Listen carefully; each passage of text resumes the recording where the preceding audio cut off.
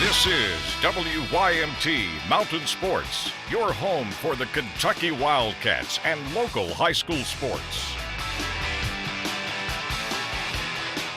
Nashville is where the top-ranked basketball Cats are headed for the SEC tournament. 31-0 Kentucky will try to win 3 games in 3 days starting Friday. Kentucky's defense is still on track to make history. If you haven't heard, UK has held its opponents to a 35.1 field goal percentage. That's on pace to be the lowest opponent field goal percentage in a single season since the adoption of the three-point line in 1986-87.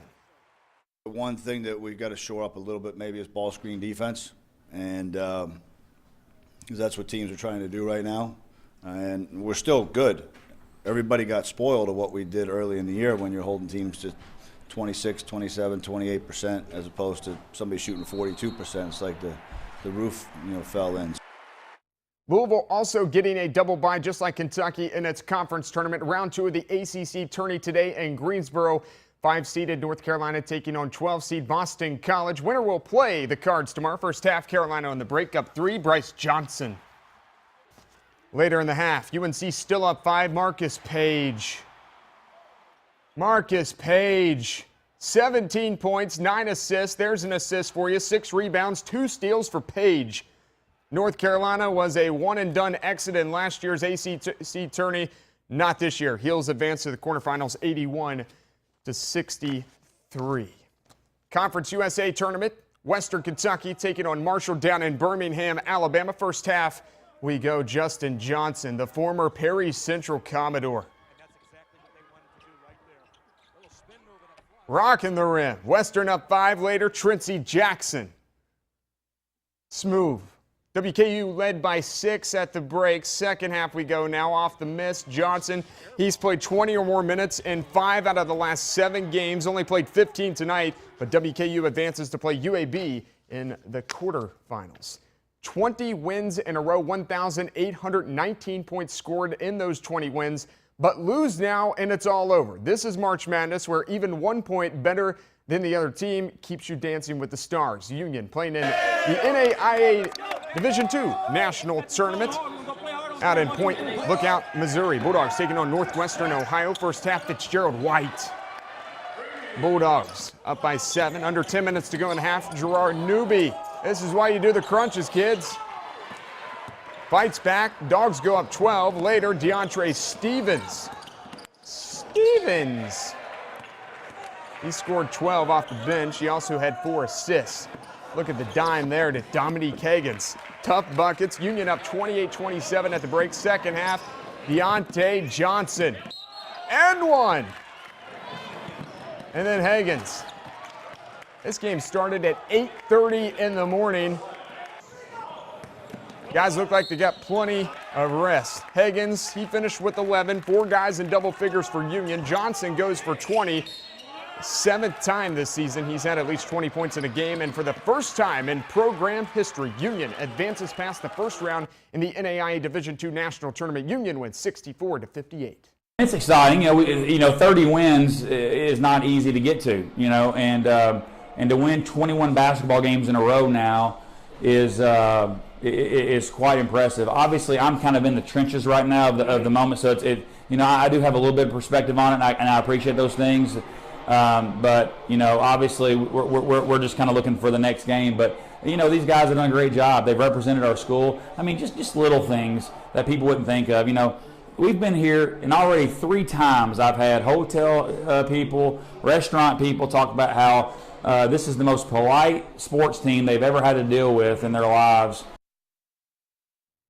Union back in action Friday the 13th, part of the Final 16 in the NAIA Division II tournament. The Bulldogs will play Embry-Riddle out of Florida. The Eagles are the second-ranked team in the nation. Tip-off set for 11:15 a.m. Eastern Time. Up next in sports, Bell County, the girls ranked number 1 in our Mountain Top 10 all season long. They take on Holy Cross out at the girls' Sweet 16. All year long, the Bell County girls basketball team has been Kentucky, the LeBron James of the mountains. The Lady Cats ranked preseason number 1 in the Mountain Top 10. They never left. Head coach David Teague and the Lady Cats making their first ever appearance in the girls' Sweet 16, taking on Covington Holy Cross out of the 9th region. Holy Cross having their way offensively early. Allie Mayhouse, the free throw jumper. lead out to 7. She finished with 14 after first quarter jitters settled down. Jess Sanders started heating up. She went on a 5-0 run herself. Lee trimmed to 3. Bell shot just 28% from the field at the half, but when you get 3 straight offensive boards, things pay off. Katrina Johnson, she finished with 4. UPike top play contender here. Seconds winding down the third. Macy Morris. Oh, she literally shot that one from Bell County. Game high 17 for Morris, but every time Bell would string a run together, Holy Cross did better things. Deja Turner, the easy bucket, and Holy Cross eliminates the Bell County Lady Cats in the first round, 51-33.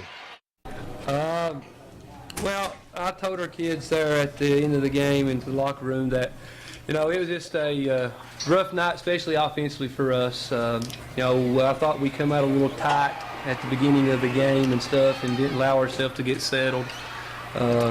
Missed some shots and things, but we've shot the ball real well all year, and it's the thing that probably got us a little bit there tonight. But you give credit to Holy Cross there; they've done a really good job defensively. The Johnson Central Lady Eagles are going to the Sweet 16 for the 9th time in program history. The Lady Eagles will play tomorrow night. Josh McKinney recaps Sunday's championship win over Sheldon Clark. Leading by double digits in the fourth quarter of the girls' 15th region championship game, Johnson Central head coach Darren Rice had a message for his team. It's time. You understand? You understand what I'm saying to you? Are you sure you understand what I'm saying to you? Yeah. All right. Be extraordinary right here. Be extraordinary. The Lady Eagles would outscore Sheldon Clark 48-32 in the second half to win the program's 9th regional championship and first since 2009. Well, it's a great feeling, when you're a varsity basketball player, that's the one thing you want to do is go to the state tournament. So we did it, and we're going. I can't wait so much. The season, though, looked bleak for the Lady Eagles in early January after losing 5 straight to fall to 5-9. But the adversity paid off. I told them all year, you play this tough schedule early on the road, you're going to get your brains beat out. That's going to happen. It's going to make us tougher. And we had to be tough tonight against a very good Sheldon Clark team. Now that their ticket to the Sweet 16 has been punched, the Lady Eagles will now look to win a game at state, something they have yet to do in their previous 8 trips. It would mean everything to me. That's what our goal is. Reporting with the Johnson Central Lady Eagles, Josh McKinney for WYMT Mountain Sports. Johnson Central will play Letcher Central tomorrow at EA Diddle Arena. Tip time, noon Eastern. We'll be back right after this.